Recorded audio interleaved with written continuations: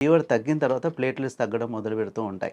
హ్మ్. చాలామంది అనుకుంటారు ఫీవర్ తగ్గింది కదా! నేను బానే ఉన్నాను అనుకుంటారు. హ్మ్. కాకపోతే ఈ ప్లేట్లెట్స్ అనేవి ఫోర్త్ డే, ఫిఫ్త్ డే నుంచి తగ్గే అవకాశం ఉంటుంది. హ్మ్. సో, ఈ ప్లేట్లెట్స్ తగ్గడము ర్యాపిడిటీ ఎంత ఫాస్ట్‌గా తగ్గుతాయి అనేది వాళ్ళ యొక్క వైరస్ యొక్క తీవ్రతను బట్టి, హ్మ్. వాళ్ళ యొక్క ఇమ్యూనిటీని బట్టే ఉంటుంది. ఎందుకంటే అందరికి ఒకే రకంగా తగ్గవు. హ్మ్. సో, మేము అబ్జర్వ్ చేసింది ఏంటంటే లాస్ట్ ఆల్మోస్ట్ ఒక డికేడ్ ప్లస్ నుంచి మనకు డెంగ్యూ మనం చూస్తూ ఉన్నాం. హ్మ్. అందులో ఈ ప్లేట్లెట్స్ తగ్గడం అనేది 3-5 డేస్ ఉంటుందన్నమాట.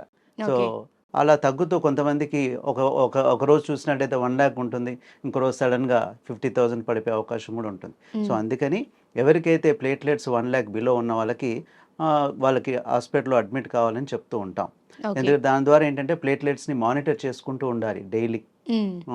ఎందుకంటే ఎంత ఫాస్ట్‌గా తగ్గుతాయి, ఎంత తగ్గుతాయి అనేది మనం చెప్పలేం. హ్మ్. సో, అది ఓన్లీ మనము బ్లడ్ టెస్ట్ ద్వారా కనుక్కొని దాన్ని బట్టి మనం చూసుకునే అవకాశం ఉంటుంది.